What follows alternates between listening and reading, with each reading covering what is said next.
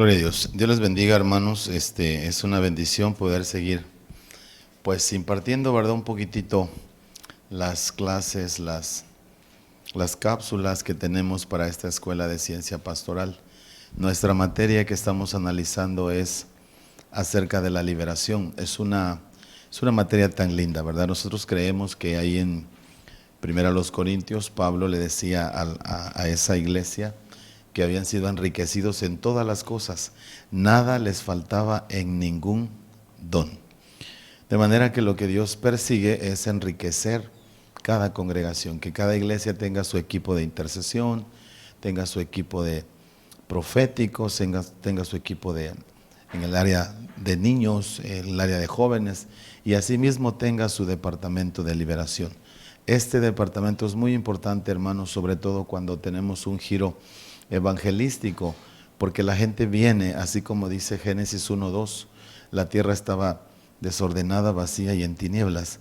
Así llega la gente a la iglesia, desordenada, vacía y en tinieblas. Pero la iglesia es un hospital. Por eso estamos estudiando esta materia. Y el tema que nos compete es Jesús y la liberación. De manera entonces que queremos entrarle a este tema.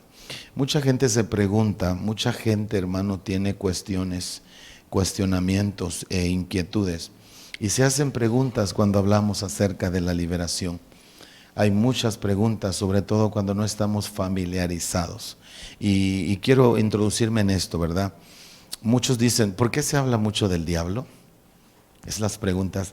Y la respuesta es porque tenemos una lucha muy fuerte que estamos peleando. Dice Efesios 6:12, nuestra lucha no es contra carne ni sangre, sino contra principados, potestades, gobernadores de las tinieblas y contra huestes espirituales de maldad. Entonces, ¿por qué la gente se pregunta, por qué se habla mucho del diablo? Ahí está la respuesta. Otra pregunta que se hace mucha gente es, ¿por qué peleamos nosotros si el que pelea es Dios?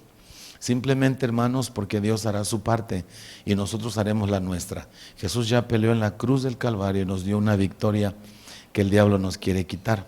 Romanos 8:37 dice, antes en todas estas cosas somos más que vencedores por medio de aquel que nos amó. Y Timoteo 6:12, como usted mira en su pantalla, Dios nos manda y nos dice, pelea la buena batalla de la fe. Entonces, así contestamos esta pregunta. Vamos a la tercera. ¿Puede un cristiano tener demonios? La respuesta es, claro que sí.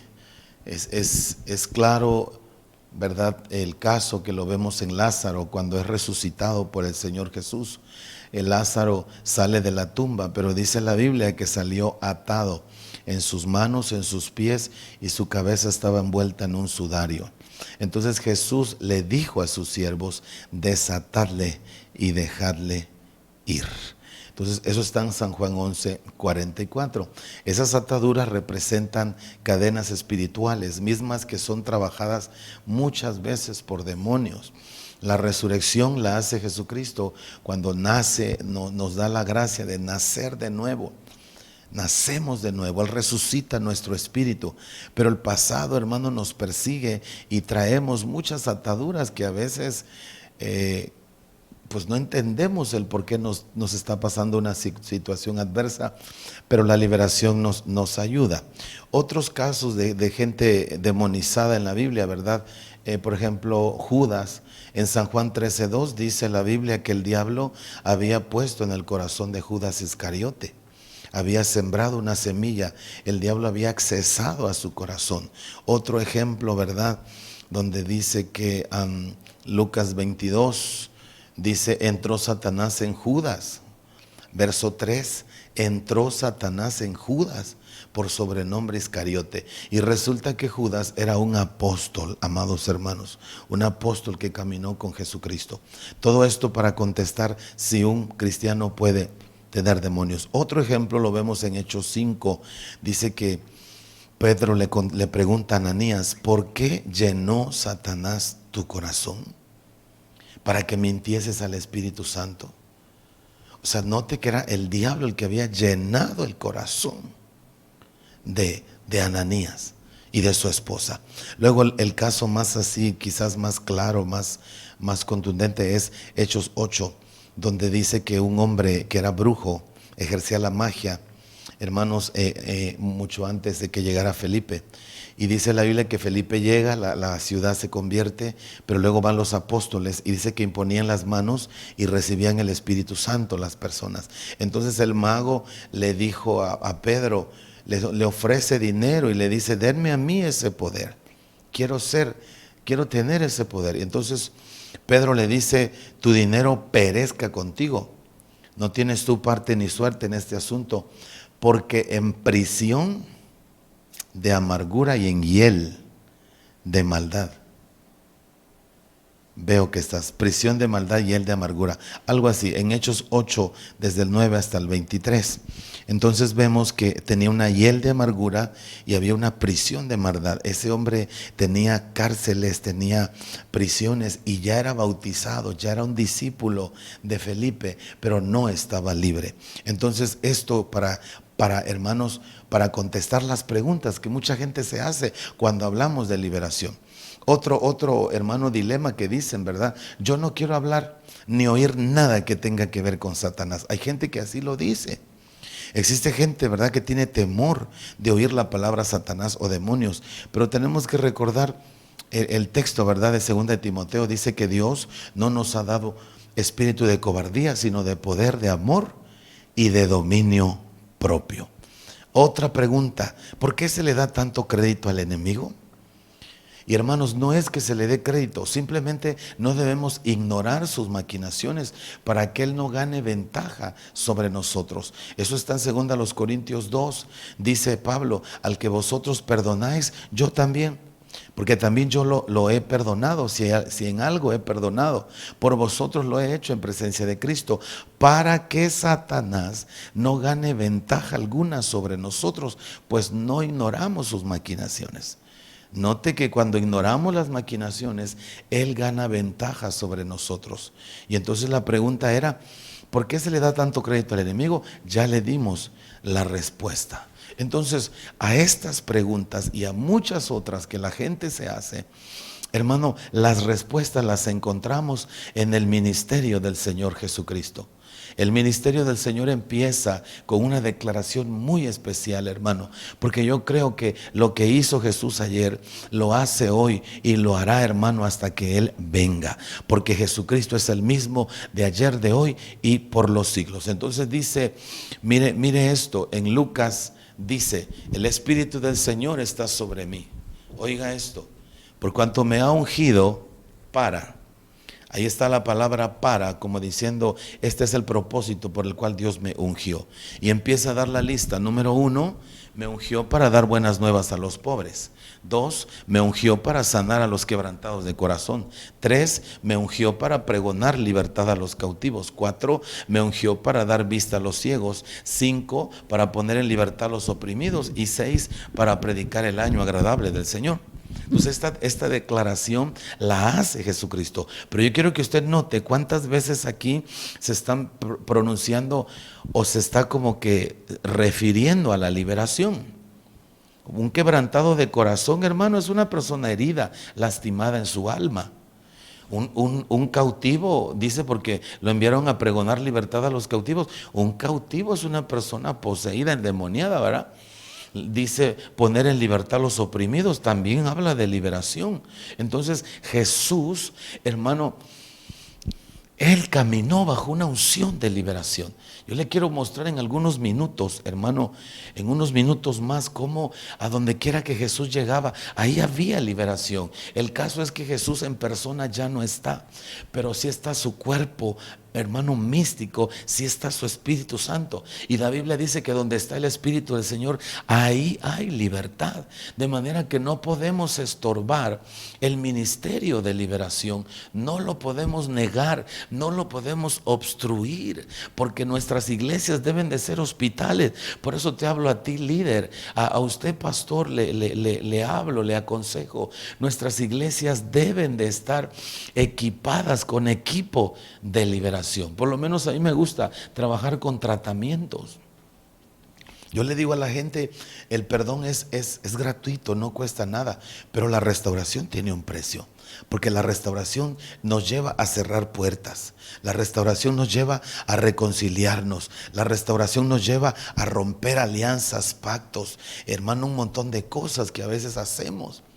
Renunciamos en el nombre de Jesús, ¿verdad? Entonces Lucas 4:14 dice, Jesús volvió en el poder del Espíritu, dice que volvió a Galilea. Oiga esto, se difundió su fama por toda la tierra de alrededor, enseñaba en las sinagogas de ellos y era glorificado por todos. Entonces él fue ungido por el Espíritu Santo, pero luego dice Hechos en el capítulo 10, ungió Dios con el Espíritu Santo y con poder a Jesús.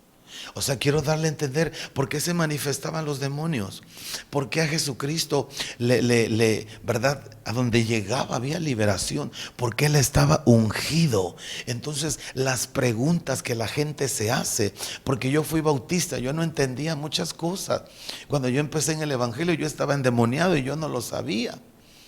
Y no entendía. Entonces cuando la gente no entiende, se hace muchas preguntas, pero la respuesta está en un ministerio, hermanos amados, ungido por el Señor. Porque le estoy mostrando cómo Jesús fue ungido y por eso Él llevaba libertad a los cautivos, Él ponía en libertad a los oprimidos, liberaba, hermano, y sanaba a los quebrantados de corazón. Entonces mire, avanzo.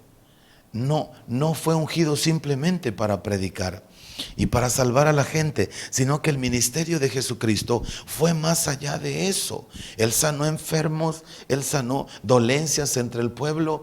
Él, hermano, llevaba, ¿verdad? Perdone que le repita, pero su ministerio se caracterizó por la tremenda guerra espiritual en la que siempre se encontraba. Liberaba endemoniados, por ejemplo el gadareno, este hombre que lo tenían amarrado, rompía las cadenas, se iba, hermanos, a los sepulcros, se golpeaba con piedras, se lastimaba su cuerpo porque estaba poseído, estaba endemoniado.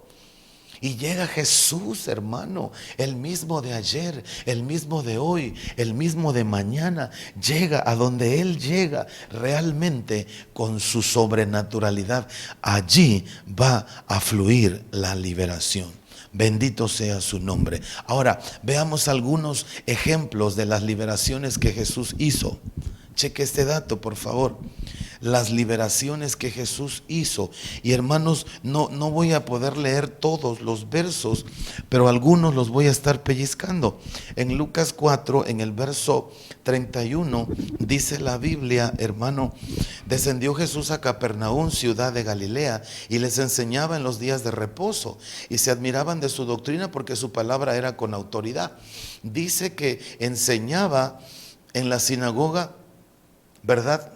Estaba en la sinagoga, dice aquí la Biblia, un hombre que tenía un espíritu de demonio inmundo, el cual exclamó a gran voz. Note que Jesús llegó a esa sinagoga y ahí estaba un endemoniado y gritó a gran voz diciendo, déjanos. ¿Qué tienes con nosotros, Jesús Nazareno? ¿Has venido para destruirnos? Yo te conozco quién eres, tú eres el Santo de Dios. Jesús le reprendió y le dijo, cállate y sal de él. Entonces el demonio, derribándole en medio de ellos, salió de él y no le hizo daño.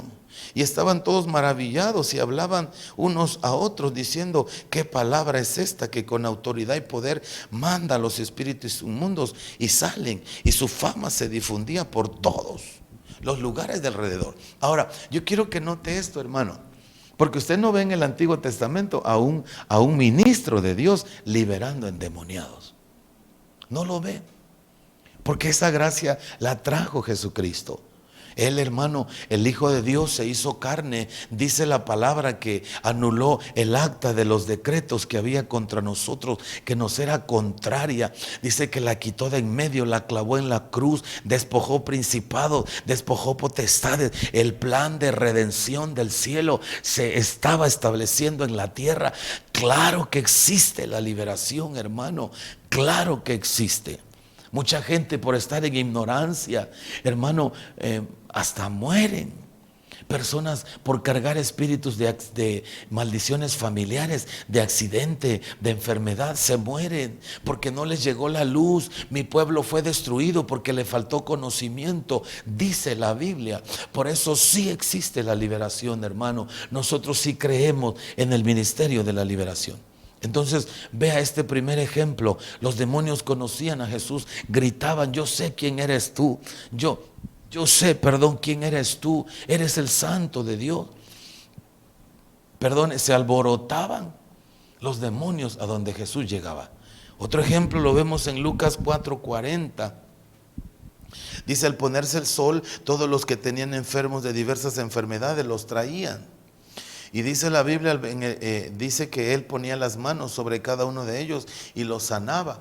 Verso 41, también salían demonios de muchos. No dice uno ni dos, de muchos, y dando voces diciendo: tú eres el Hijo de Dios. Pero Él los reprendía y no les dejaba hablar, porque sabían que Él era el Cristo. O sea, cuánta liberación, cuánta liberación. Otro ejemplo, hermano, lo encontramos en Lucas 8, en el verso 26. Alabado sea Jehová para siempre. Dice la Biblia, hermano, este es el endemoniado gadareno. En el versículo 27, al llegar a tierra, vino a su encuentro un hombre de la ciudad endemoniado desde hacía mucho tiempo. No vestía ropa, no moraba en casa, sino en los sepulcros. Jesús comienza esta liberación. En el verso 30 dice: ¿cómo te llamas? Y entonces el demonio le contestó: nos llamamos Legión, porque somos muchos. Miren qué impresionante, ¿verdad? Y le rogaban a Jesús que no los mandase ir al abismo. Pero vemos la confrontación, hermano. Hay predicadores que dicen que una legión se compone de 2,000 demonios. Otros predicadores dicen que una legión se compone de 6,000. Otros de 12,000. La cosa, hermano, es que eran miles los demonios que tenía adentro este personaje, que se lastimaba, que se sajaba, que hermano, gritaba en los sepulcros. No había solución para él hasta que llegó el unigénito Hijo de Dios. Bendito sea para siempre. Entonces vea cómo el ministerio de Jesucristo estaba rodeado de liberación, hermano. En Lucas, en el capítulo 9 y en el verso 37, dice la Biblia: al día siguiente, cuando descendieron del monte, una gran multitud les salió al encuentro. He aquí un hombre de la multitud clamó diciendo: Maestro, te ruego que veas a mi hijo, pues él es el único que tengo. Y sucede que un espíritu le toma y le dice, de repente da voces y le sacude con violencia y le hace echar espuma. Oiga esto, estropeándole, y a duras penas se aparta de él. Y rogué a tus discípulos que le echasen fuera y no pudieron. Entonces Jesús les dice a los discípulos: oh generación incrédula y perversa, ¿hasta cuándo he de estar con vosotros? ¿Hasta cuánto os he de soportar? Traédmelo acá. Mira, hermano, cómo Jesús se molesta por la gente que no puede echar fuera un demonio. Y es importante que usted y yo aprendamos. Usted está en esta escuela de ciencia pastoral y que usted pueda llevar libertad. Primeramente, que usted sea libre. Y segunda, que usted pueda liberar. Que cuando usted predica y usted hace un llamado y se le pueda manifestar algún endemoniado ahí, y usted con autoridad pueda llevar libertad a los cautivos en el nombre de Jesús. Entonces vea esto.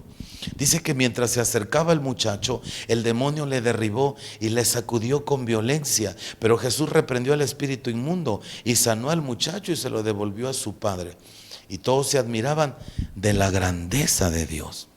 O sea, le estoy mostrando cómo el ministerio de Jesucristo fue muy acompañado por la liberación. Bendecimos el nombre de Jesús. De manera entonces que en el 11 es otro ejemplo, y en el verso 14 Jesús echa fuera un demonio que era mudo. Notemos que según el género del demonio es el mal que ocasiona. Ejemplo, un espíritu mudo hace muda a la persona, un espíritu de adivinación la hace adivina, etcétera, etcétera, etcétera.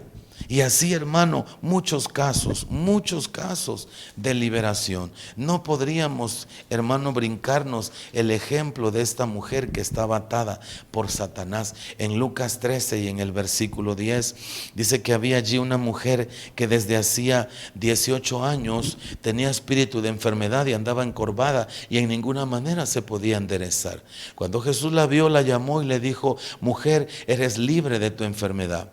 Entonces puso sus manos sobre ella y ella se enderezó y glorificaba a Dios. Ahí se le levantan a Jesucristo los religiosos, los fariseos, a criticarlo, a murmurar por qué había sanado a una mujer en el día de reposo.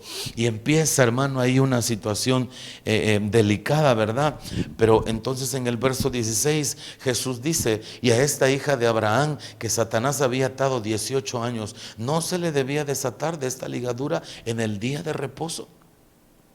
O sea, le muestro a donde Jesús llegaba, allí había, hermano, liberación. A donde Jesús predicaba, allí fluía la liberación. Por eso esta materia persigue, hermano, tiene como propósito de que se levanten equipos de liberación, que usted pueda manejar, hermano, bien una atmósfera en donde se están manifestando espíritus inmundos. De hecho, usted como predicador debería, hermano, cada vez que predica, debería de discernir los aires, debería de entender qué se está moviendo en el aire, porque usted va a tener oposición en su ministerio, no solo interna, no solo ataque de enfermedad, sino que el diablo va a querer cerrarle las atmósferas a donde usted predique. Pero usted con unción, con autoridad, como una persona comisionada por Dios, va a discernir y va a poder mantener, ¿verdad?, la atmósfera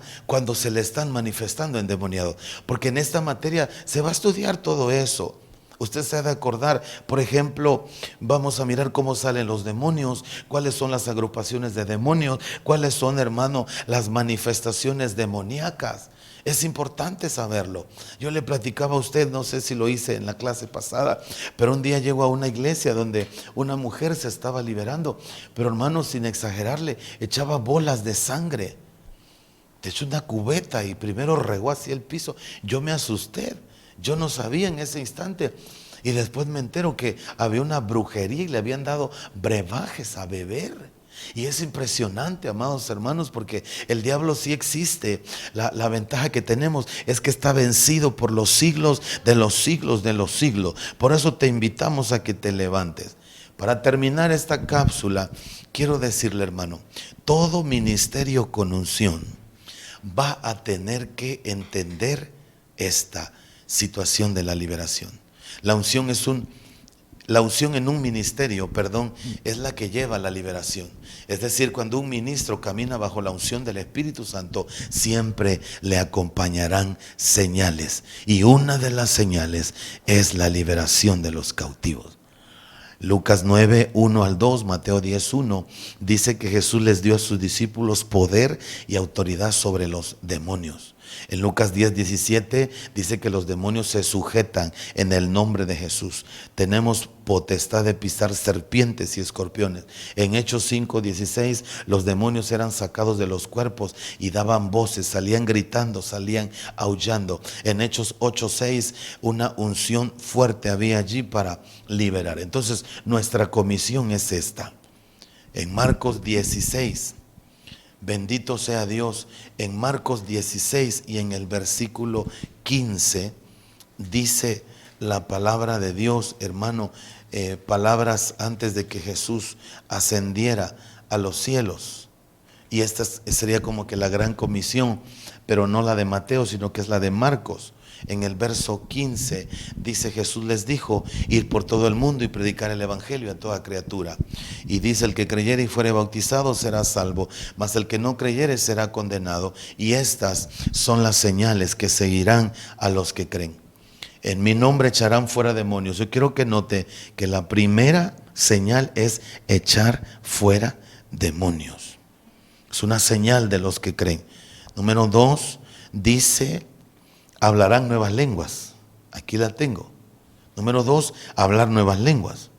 Número 3, dice Tomarán en las manos serpientes y si bebieren cosa mortífera no les hará daño. Sobre los enfermos pondrán sus manos y sanarán. Entonces todas estas señales siguen a los que creen. Entonces no podemos dudar. Amados hermanos, no podemos dudar.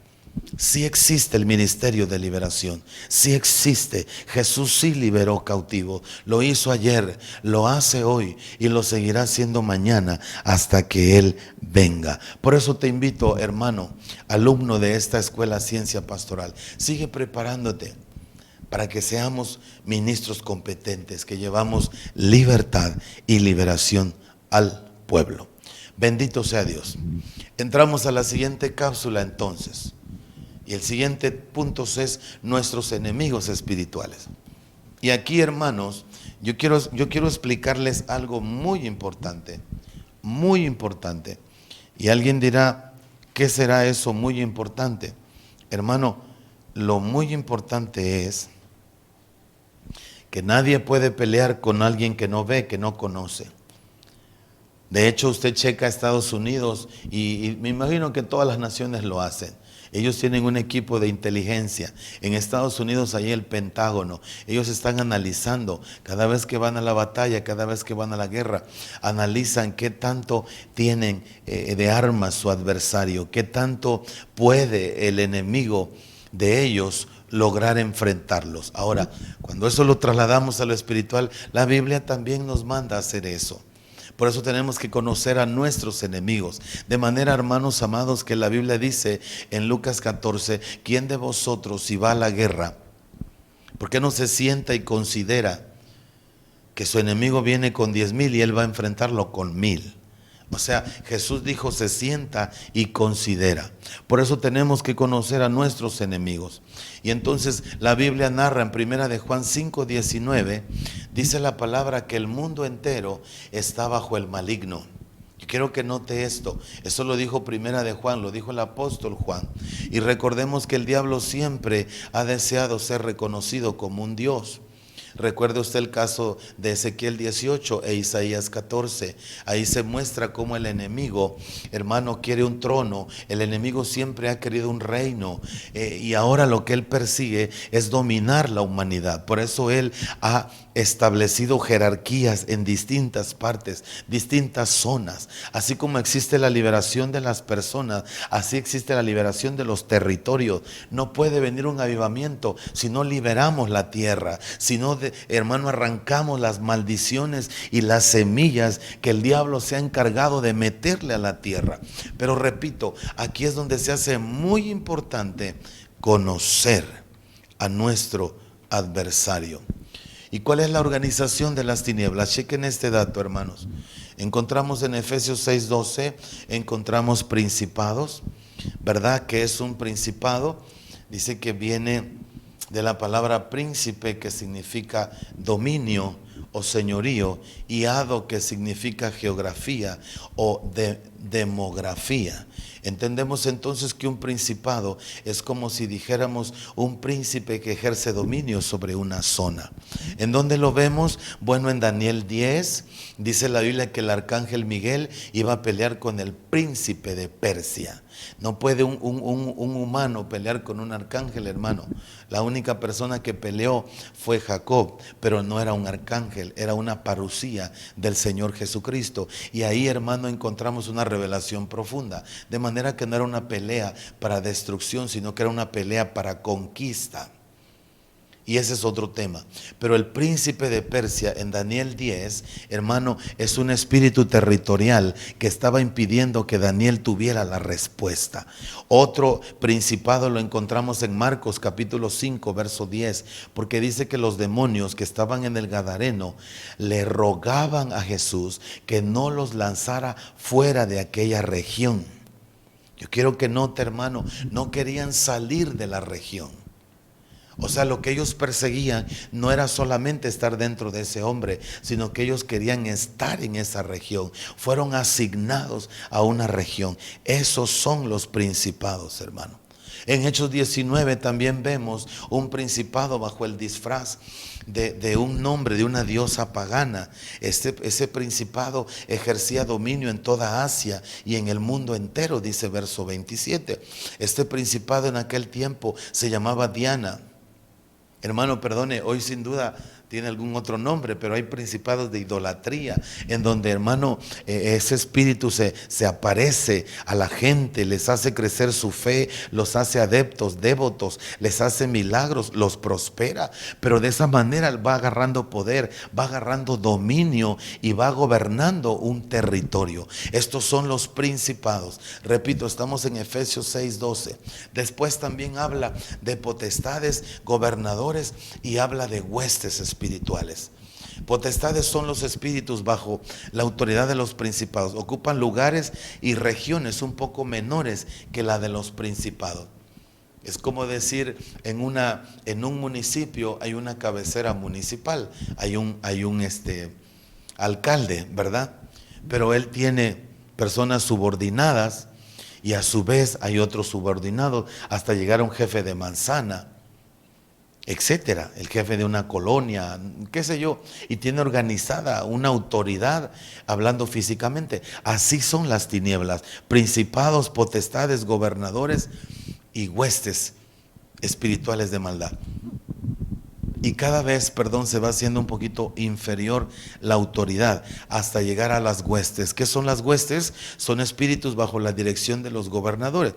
Las huestes son aquellos demonios, ¿verdad?, que se enfrentan personalmente a las personas. Las huestes son los que ya entran adentro, los que trabajan la mente. Los gobernadores son los que se meten a las casas y gobiernan familias, gobiernan, hermanos, a veces colonias, en ocasiones hasta una congregación puede ser gobernada por un espíritu de Jesús. Reprendemos en el nombre de Jesús.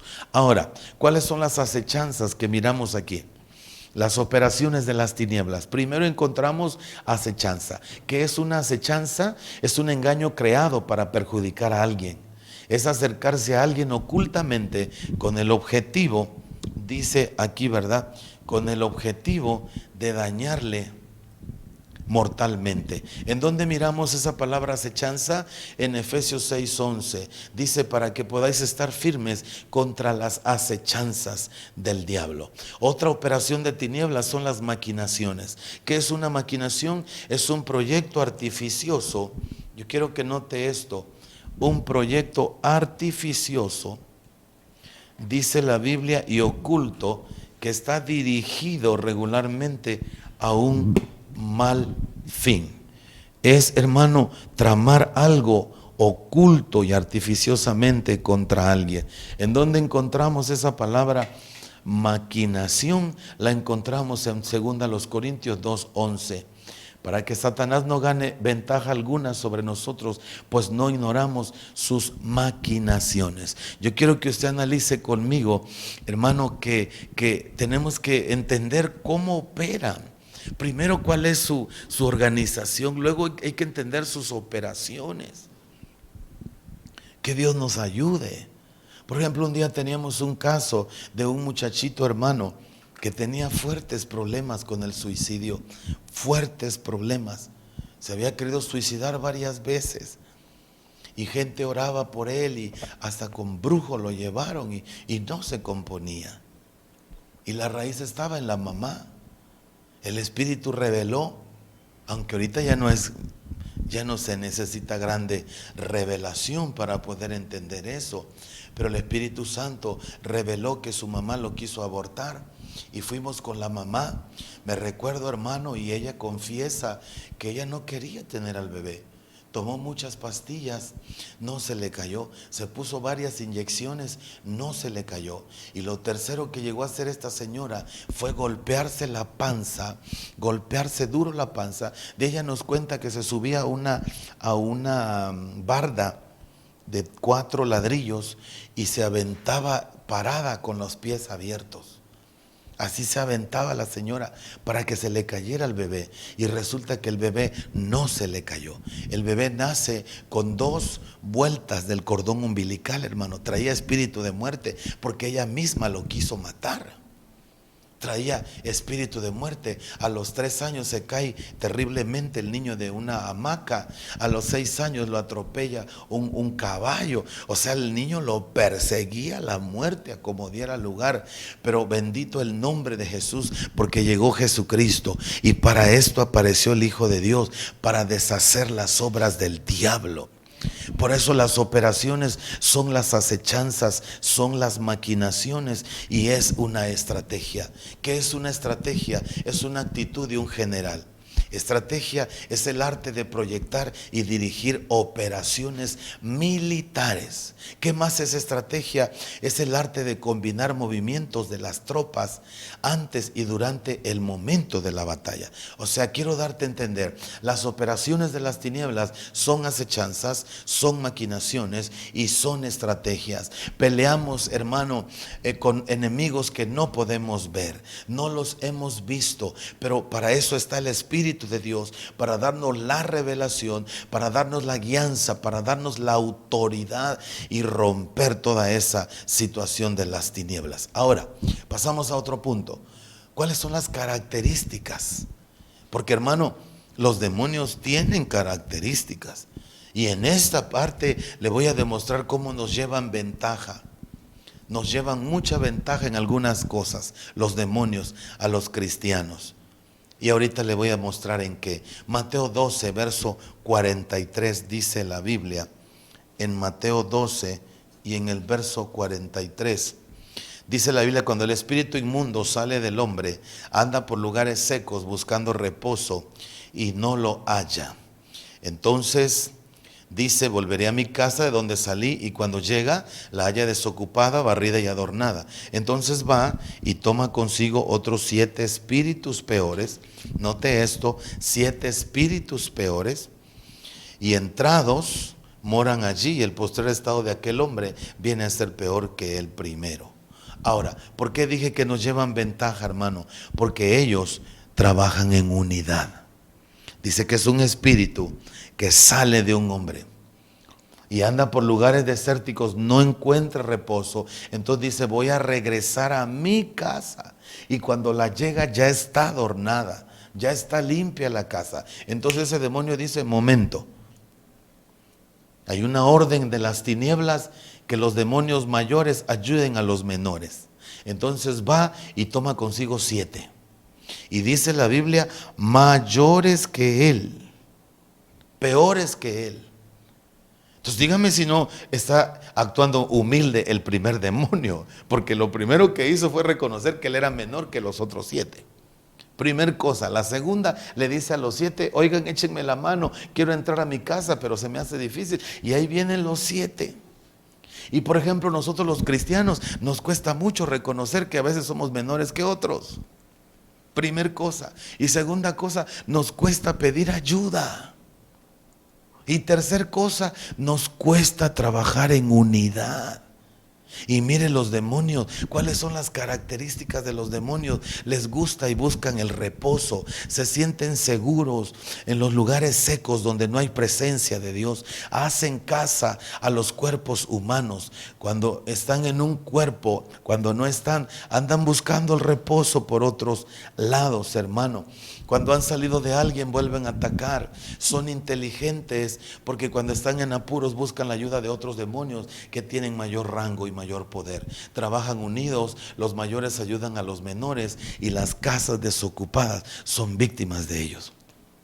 Estas son las características de los demonios. Cheque este dato. Por eso usted nunca va a mirar un demonio solo. Siempre hay agrupaciones de demonios. Aquí está el tema, lo vamos a mirar en esta materia. Entonces, las casas desocupadas, porque la Biblia dice que estaba desocupada, barrida y adornada esa casa, ese cristiano, esa persona. Y dos cosas buenas es de que estaba barrida y adornada, pero una cosa mala es que estaba desocupada. Y esta palabra desocupada traduce jolazo en el griego, y traduce, hermano, estar vacante, tomar vacaciones y holgazanear.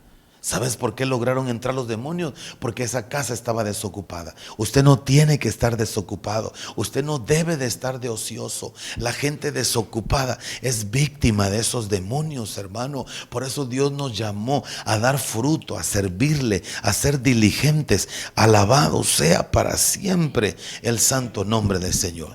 Entonces vemos que son inteligentes. El intelecto de los demonios, hermano, son inteligentes. Esos seres malignos no tienen, dice, sí tienen, perdón, la capacidad de pensar y de planear inteligentemente. Por ejemplo, hermanos, en Jueces 16 vemos que los filisteos, que son figura de los demonios, levantan una estrategia contra su peor enemigo en aquel tiempo, llamado Sansón. Buscaron con diligencia la debilidad de su enemigo para cautivarlo y lo lograron. Usted que estudia la Biblia de noche y de día, usted se ha de acordar, hermano, que contratan a Dalila. Y Dalila le dijo muchas veces a Sansón: dime en qué consiste tu gran fuerza y dime cómo podrás ser atado, cómo podrás ser dominado. Y ahí está el tío Babas, hermano, primero jugando con ella, hasta que ella le oprimía de tal manera que él le descubrió su corazón. Pero Dalila estaba siendo contratada, le iban a pagar los filisteos. ¿Y sabe, hermano, qué significa el nombre Dalila? Significa la pasión que domina. De manera que los demonios van a buscar cuál es la pasión que te dominó en el mundo, cuál fue tu área, de qué pata cojeas, dijera quién, hermano. Y sobre eso van a empezar a trabajar. De manera que el diablo nunca va a atacar a alguien, hermano, con alcohol si nunca fue alcohólico. Nunca va a atacar a alguien, hermano, con avaricia y con cosas de esas si nunca fue avaro en el pasado. Él va a investigar. Por eso la orden para Dalila era: investiga en qué consiste su gran fuerza, cómo lo podemos dominar y atar.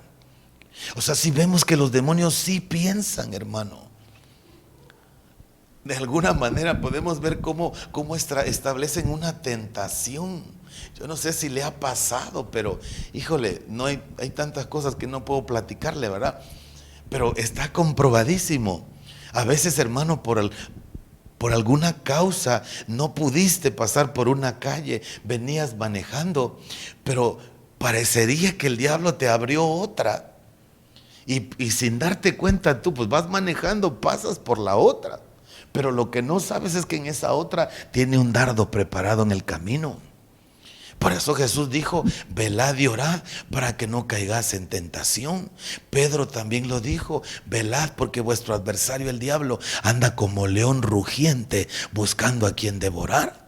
Por eso, cuando usted y yo queremos entender todas las maquinaciones del diablo, tenemos que analizar la Biblia. En ocasiones ataca como serpiente, en ocasiones ataca como cazador, en ocasiones ataca como león, en otras ocasiones como un tentador, como un engañador. Hermano, de muchas maneras lo reprendemos en el nombre poderoso de Jesús. Por eso tenemos que aprender, usted que va a ser un libertador, entender. Por ejemplo, a mí un día me metió un gol un demonio, hermano. No me da pena decir esto, porque echando a perder se aprende, no es cierto. Porque yo tuve que aprender. Estamos ministrando una vampira. Y yo ya había escuchado que los dedos y las manos son ventanas del alma. Por ejemplo, una persona adivina, cuando lee la mano, puede entender muchas cosas, porque las manos son ventanas del alma, son como puertas del alma. ¿En dónde lo veo en la Biblia? Cuando Moisés levantaba sus manos, había victoria, pero cuando bajaba sus manos, había derrota. La Biblia dice en 1 Timoteo 2 que levantemos manos sin ira y sin contienda. Y también dice el Salmos: Jehová adiestra nuestras manos para la batalla y nuestros dedos para la guerra. O sea, hay un misterio en las manos, hermano. De manera que estamos liberando a esta vampira. Y yo quise que sus manos estuvieran sobre la Biblia. Y mire, hermano, puso sus manos así. Esta es la Biblia, esta es su mano. Puso su mano aquí una y la otra la puso aquí así. Y tenía las dos manos sobre la Biblia. Y yo no me percaté. En una liberación es importante cuidar las manos de la persona endemoniada. A veces las señales que hace el endemoniado, se puede uno dar cuenta qué tipo de demonio se mueve ahí. De verdad, hermano. Entonces pone sus manos sobre la Biblia y empieza a mover sus dedos. Y yo dije, pues está jugando. Y yo no me había dado cuenta que ya estaba manifestado un demonio. Y me recuerdo que yo empecé a ministrar, porque ya habían salido varios. Yo empecé a ministrar, no sé si a usted le ha pasado, cuando tú estás bajo la unción, te das cuenta en varias cosas. Una, hay una seguridad impresionante en tu vida. Dos, hay una autoridad que si por ti fuera agarras a patadas al diablo. Tres, tienes como una valentía, no hay pizca de temor en tu vida cuando está la unción sobre ti. Y me recuerdo que comenzamos a liberar y yo me sentía Hércules, hermano, aleluya. Tenía una unción bien bonita. Pero cuando la mujer esta empieza a mover los dedos, seguíamos en el diálogo, ¿verdad? Y de la nada empiezo a sentir miedo. Y de la nada empiezo a sentir inseguridad. Y empiezo a sentir como un vacío. Entonces yo me di cuenta, no, momento, se está yendo la unción, hermano. De verdad, no sé si usted lo pueda creer, pero en ese instante me doy cuenta, me habla el Señor que con sus dedos estaba invocando demonios. Y a la hora de tenerlos en la Biblia, estaba bloqueando el fluir de la palabra revelada.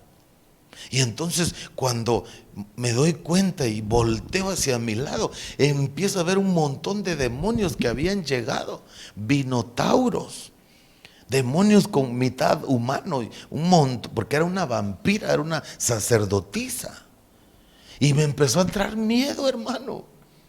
Fue una guerra tremenda. Bendito Dios, había 2 personas ahí ayudándome. Ya teníamos 6 horas orando, hermano, y no quedaba libre. La sangre de Cristo tiene poder, hermano. Entonces, ¿qué quiero darle a entender? Es importante conocer, darnos cuenta, ¿verdad? Por ejemplo, en una liberación un día en el templo con nosotros, una hermana de una pastora, y a veces la gente se queda como en shock, se espanta, oye los gritos, ve cómo se están convulsionando, o observa que si está echando saliva, está echando mucosidad y se quedan ahí atarantados. Y no, la cosa es captar. ¿Sabe por qué? Porque tenía un espíritu de muerte, me acuerdo esa hermana, y el demonio la quería desnucar. Porque a la hora que se empezó a convulsionar, el demonio quería que se azotara la nuca. Y me acuerdo que todos los que estaban ahí, hermano, embobados, unos espantados, unos salieron corriendo al baño y otros se hicieron los locos, ahí va. Y nadie se estaba dando cuenta que le quería golpear la nuca. Entonces, rapidísimo, hermano, el que va a liberar tiene que entender todo eso. Hay partes, 2 cosas primordiales que tienes que cuidar en el cuerpo del que se va a liberar. 1, la nuca. Y 2, que no sea un espíritu que le empiece a desnudar, porque hay demonios que empiezan a desnudar a las personas. Imagínate, el libertador es todo lascivo y está liberando a una mujer y el demonio la empieza a encuerar. Se le va el avión y creo que hasta se le mete a él el demonio por estar viendo lo que no debe. Pero es importantísimo poder manejar todo eso. Por esa causa estamos estudiando, hermano, el intelecto de los demonios. Ellos saben pelear batallas. Solo los vamos a lograr vencer llenos del Espíritu Santo de Dios. Porque el Espíritu Santo trasciende el tiempo y el espacio. Él puede revelarte, hermano amado, la estrategia. Entonces, ese es el intelecto de los demonios. Avanzamos. ¿Cuál es la unidad? Bueno, porque dice que va y toma otros espíritus peores. Póngame la imagen, por favor. Trabaja en unidad. Dice que este espíritu inmundo va a la guerra y agarra a otros espíritus peores que él. Y entrados moran allí. Qué tremendo. Entonces, amados hermanos, podemos darnos cuenta, ¿verdad?, del intelecto de los demonios. Rápidamente, creo que ya me demoré mucho. ¿Cuáles son las clases de demonios? Mire esto, por favor. ¿Cuáles son las clases de demonios? Bueno, hay espíritus metafísicos, hay espíritus vectores. Los metafísicos tienen la capacidad de hacer ruidos. mover cosas. Algunos llegan a materializarse. Los espíritus vectores, después que han salido de un cuerpo, se pegan en la ropa. Porque Judas dice que tenemos que arrebatar gente del fuego, pero tenemos que aborrecer su ropa contaminada, dice la Biblia. Los espíritus vectores son los que están atrás de los ídolos, los que se pegan, por ejemplo, los muñecos que son diabólicos. La cuija, por ejemplo, que se mueve solita, esos son espíritus vectores que se pegan a los objetos. Por ejemplo, hay personas que creen mucho en los amuletos, hay personas que creen mucho en esas situaciones. ¿Y sabe qué pasa? Que van a buscar objetos conjurados y hay espíritus atrás de esos objetos. De verdad, hermanos, que Dios nos ayude. Número 3, espíritus nahuales. Estos espíritus tienen forma de animal y son invocados por algún brujo, algún hechicero, y cuando llega ese espíritu se le introduce en el cuerpo y lo transforma en la figura del nahual, del animal. Por ejemplo, perro, gato, búhos, lechuzas. Eso es un nivel alto. Me recuerdo un día estábamos en Guatemala y nos mandan a llamar unos vecinos de un hermano donde nos estábamos quedando, que si por favor íbamos a orar por su mamá, que estaba muy grave. Y después de cenar me dijeron, ¿será que quieres? Sí, no hay problema, aquí está la vuelta, vamos. Llegamos 11:45 de la noche, porque salimos del Congreso. Y me recuerdo, hermanos amados, que nos empezaron a platicar ellos, no eran cristianos, que tenían un mentor, que tenían un brujo, que era de cabecera, que era el que curaba a todos, desde la abuela, bisabuela, toda la vida había curado y que no sé qué, tenía muchos años, sus pactos le hacían vivir mucho. Y nos dicen, hermano, faltando 5 para las 12, nos dicen, y perdonen, tenemos que despedirlos a ustedes porque va a llegar el médico. Y entonces le dije a ellos, está bien, aquí los saludamos y hasta lo evangelizamos. Y agarran y me dicen ellos, no, llega una lechuza, va a entrar por la ventana del cuarto de mi mamá. Y yo volteé a ver al hermano y dije, padre, ¿a dónde nos venimos a meter? Pero ¿sabe qué? Le dije, ¿cuánto van que no llega la lechuza? ¿Cuánto van que no llega la lechuza? Le digo. No, pero siempre ha venido. Hoy es el día que viene a curar a mi mamá, la viene a operar, pero es un nahual, no va a llegar, le digo. En el nombre de Jesús no va a llegar. Y en 3 minutos para las 12 empezamos a orar, hermano. Alabado sea Jehová, porque mayor es el que está con nosotros para siempre, para siempre. Y Dios hizo un milagro tremendo, hermano, y el brujo no pudo llegar. Porque donde está el Espíritu del Señor, ahí hay libertad. Y mucho mayor es el que está con nosotros que el que está en el mundo. De manera que hay espíritus incubos y sucubos. Estos demonios pueden tener sexo con las personas. Incubos y sucubos. Están los espíritus emisores. Tienen la capacidad de ver las puertas abiertas del alma del individuo que quieren atacar. Y lanzan tremendos dardos de tentación a sus víctimas. Hermanos, se me va el tiempo, Dios mío. ¿Cuál es el trabajo de los demonios? Enfriar a la gente, generar apostasía, ¿verdad? Robar, matar y destruir, generarle pobreza, miseria. ¿Qué más hacen los demonios? Que los hijos de Dios desobedezcan la palabra, atar a la gente, enlazarla, cautivarla. También generan enfermedades. Los demonios pueden generar maldiciones, pueden traspasar generaciones. Los demonios peores son los generacionales, que pueden irse de una generación a otra, y mientras más tiempo tengan operando, más fuertes se van haciendo, hermanos. Que el Señor los reprenda. ¿Cuáles son los tipos de operación maligna? Está la opresión, está la obsesión y está el tormento. La opresión puede ser causada por espíritus inmundos que manipulan sentimientos, pensamientos y emociones. Esto es por fuera. ¿Cuál es la obsesión? Son ideas fijas, malas. También se opera por fuera. Es un fenómeno psíquico de tipo patológico. Luego el tormento, ya está por dentro. Esto sucede cuando viene un espíritu a atormentar a determinada persona. El tormento puede ser un miedo así terrible, puede ser un tormento o puede ser un odio, un recuerdo que le está atormentando, le genera hasta enfermedad, le quita el sueño, le quita el hambre. Hay gente atormentada, renunciamos y reprendemos, ¿verdad? Otra, hermanos, otro tipo de operación es la cautividad y la posesión. Cautividad, el enemigo puede tener el control total de la mente, los sentimientos y la voluntad. Está cautiva la persona. Y la posesión, hermano, es cuando la persona apostata irreversiblemente y el enemigo toma todo, espíritu, alma y cuerpo. Renunciamos y cancelamos y desarraigamos en el nombre de Jesús. ¿De qué se alimentan los demonios? Bueno, se alimentan de pecado, se alimentan de altares idolátricos, capillas, pornografía y pecado. Se alimentan de procesiones donde hay caminatas de idolatría que van cargando a muñecos, amuletos y los van adorando por la calle.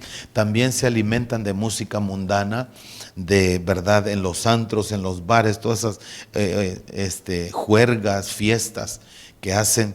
Se alimentan los demonios, se alimentan con películas raras, invocaciones como lo es brujería, hechicería, templos espiritistas, talismanes, fetiches, riegos, brebajes. También se alimentan de pleitos, de celos, de contienda, porque Santiago 3:16 dice que donde hay celos y contención, ahí hay perturbación y toda obra perversa. También se alimentan de toda clase de maldad, cualquier situación mala, una muerte, un derramamiento de sangre, un accidente, ahí se empiezan a alimentar. Y cuando digo que se alimentan, me refiero a los casos en los que está un demonio o varios en una persona y esta persona practica algo de lo que estamos mencionando en los incisos anteriores. Entonces los demonios se empiezan a fortalecer con esas prácticas.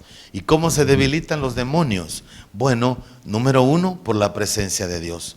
Número 2, se debilitan en la alabanza. 3, la oración sincera empieza a quitarles fuerza.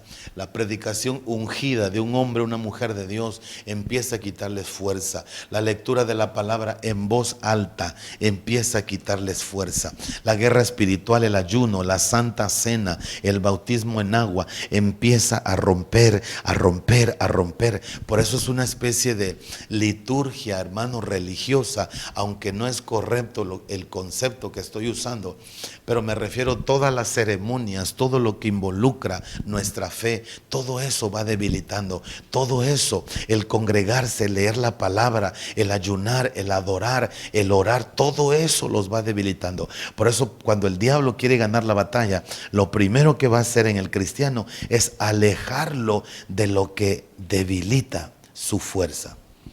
Empieza a dejar de reunirse, empieza a dejar de orar. Si llegara a ir al culto, no alaba, está como momia, está todo tieso, ¿verdad? Está la predicación, está todo distraído, o sea, está desconectado, no está dentro de la atmósfera, porque el diablo sabe que si saca a alguien de esa atmósfera, lo puede destruir. Cancelamos y anulamos. Entonces nuestras armas contra ellos son el discernimiento, la unción, los dones del Espíritu, la sangre de Cristo, la palabra, la abnegación, etcétera, etcétera, etcétera, etcétera. Entonces, hermanos, hagamos una oración. Y yo le invito, son 2 cápsulas las que tuvimos, tenemos que seguir con más adelante. Padre, en el nombre poderoso de Jesús, estoy orando, Dios amado, por cada alumno de esta escuela, Ciencia Pastoral. Clamo, Dios amado, para que en tu gracia y en tu bondad puedas tocar, puedas preparar, puedas levantar, Dios mío, a cada uno de estos alumnos. Haz que seamos perseverantes. Señor, desarrolla, por favor, en cada uno de ellos este llamado, esta unción, este mover, Padre, en el dulce y en el poderoso nombre de Cristo Jesús. Te lo estamos pidiendo, Padre. Gracias, Señor. Bendiciones a cada alumno, un abrazo a la distancia, estamos para servirles. Bendiciones.